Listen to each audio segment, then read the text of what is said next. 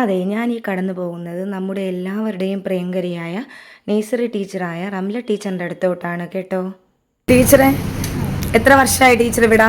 45 വർഷം. 45 വർഷത്തെ ടീച്ചറിൻ്റെ സേവനം കുട്ടികളെ പഠിപ്പിച്ച് ആദ്യാക്ഷരം പഠിപ്പിച്ച് അവർ പല മേഖലകൾ, ഡോക്ടർ മുതൽ എഞ്ചിനീയർ, സാറന്മാർ, ഡ്രൈവർമാർ, കണ്ടക്ടർമാർ, അധ്യാപികമാർ, പിന്നെ അല്ലാതെ ഡ്രൈവർമാർ, അങ്ങനെ എല്ലാ രീതിക്കും എല്ലാ മേഖലയിലും കുട്ടികളെ ബിസിനസ് പരമായും പിന്നെ കാർഷിക രംഗത്തും ഒക്കെ നല്ല കഴിവുള്ള കുട്ടികളെ ഞാൻ വാർത്തെടുത്തിട്ട് അതിന് അഭിമാനമാണ്.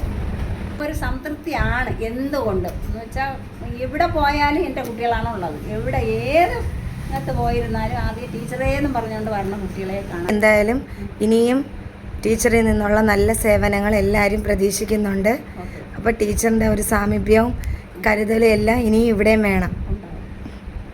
1981 ഒക്ടോബർ 19 ടീച്ചർ ജോലിയിൽ ആദ്യമായി പ്രവേശിക്കുന്നത്. അന്ന് വെറും 18 വയസ്സ് മാത്രമായി ഉണ്ടായിരുന്ന ഒരു കുഞ്ഞൊരു കുട്ടിയായിരുന്നു.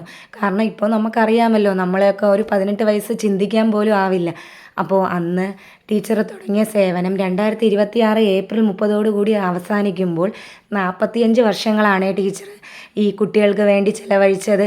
അതും 2000-ഓളം കുട്ടികളെ ടീച്ചർ ഈ പ്രദേശങ്ങളിൽ പഠിപ്പിച്ച് നല്ല നിലയിൽ എത്തിച്ചിട്ടുണ്ട്. അതിലൊത്തിരി സന്തോഷം. കാരണം നമ്മൾ എത്ര പറഞ്ഞാലും മതി വരാത്ത ഒരു നന്ദി അതിൽ നമ്മൾ അറിയിക്കേണ്ടതുണ്ട്. അത് നമ്മൾ പറഞ്ഞാൽ പോലും തീരത്തില്ല.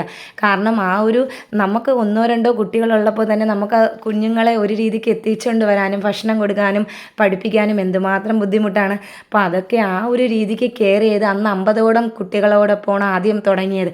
അത് ഒരു ചെറിയ കാര്യമല്ല. 4.5 പതിറ്റാണ്ടുകാലം ആ പ്രദേശത്തെ കുട്ടികളെയൊക്കെ പഠിപ്പിക്കുന്നത് എന്ന് പറയുമ്പോൾ തന്നെ നമുക്ക് എത്രത്തോളം അതിൻ്റെ വാല്യൂ മനസ്സിലാവേണ്ടതുണ്ട്. ആദ്യം അങ്കണവാടിയിൽ വരുമ്പോൾ എല്ലാവർക്കും ഒരു കുഞ്ഞ് കരച്ചിൽ കാണും. പക്ഷേ ടീച്ചറിൻ്റെ സ്നേഹത്തിന് മുമ്പിൽ അതെല്ലാം മാറും. ഈ 45 വർഷങ്ങളിൽ ഒത്തിരി മാറ്റം ഈ ഒരു നേഴ്സറിക്ക് വന്നിട്ടുണ്ട് കേട്ടോ. 1981 ഒക്ടോബർ 19 ഞാൻ ബാലവാടി ടീച്ചറായിട്ട് കയറിയത്. ആദ്യം കയറിയത് എത്ര? 18ാമത്തെ വയസ്സിൽ ഇവിടെ തന്നെ നമ്മളെ ഈ നേഴ്സറി. അത് നേരത്തെ അവിടെ ഫീഡിങ് സെന്റർ ആയിരുന്നു. എൻ്റെ ഇക്കായെയും മോനെയും ഒക്കെ ടീച്ചർ പഠിപ്പിച്ചിട്ടുണ്ട് കേട്ടോ. പിന്നെ നമ്മൾ ഈ വഴി കൂടെ പോകുമ്പോൾ ടീച്ചറിൻ്റെ ആ ഒരു ചിരിച്ച മുഖം അത് മിക്ക ദിവസങ്ങളിലും കാണാറുണ്ട്. പക്ഷേ ഇനി അത് ആ ഒരു മുറ്റത്ത് ഇല്ല എന്ന് പറയുമ്പോൾ ഒത്തിരി വിഷമമുള്ള ഒരു കാര്യമാണ് കേട്ടോ. കാരണം നമ്മൾ സ്ഥിരമായി കാണുന്ന ആ ഒരു മുഖം അവിടെ ഇല്ലെങ്കിൽ നമുക്ക് ആർക്കായാലും അതൊരു വിഷമമല്ലേ. അപ്പോൾ ടീച്ചർ ആ ഒരു നേഴ്സറിയുടെ ടീച്ചറിൻ്റെ ജീവിതം ഫുള്ള് ടീച്ചർ അവിടെ ആയിരുന്നു. അപ്പോൾ ആ ഒരു കാലം കഴിഞ്ഞ് ടീച്ചർ അവിടെ നിന്ന് പടിയിറങ്ങുമ്പോൾ ആലോചിക്കാൻ കൂടി വയ്യ. ടീച്ചർ ഇല്ലാത്ത അവിടെ ഒരു ശൂന്യത എപ്പോഴും കാണും കേട്ടോ.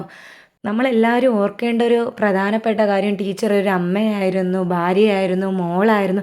എല്ലാ കർത്തവ്യങ്ങളിലൂടെയും കടന്നു പോയിക്കൊണ്ടാണ് ടീച്ചർ ഈ ഒരു നിലയിൽ പ്രവർത്തിച്ചതും. അപ്പം ടീച്ചറിന് ഒരു ബിഗ് സല്യൂട്ട് ആൻഡ് താങ്ക്സ്.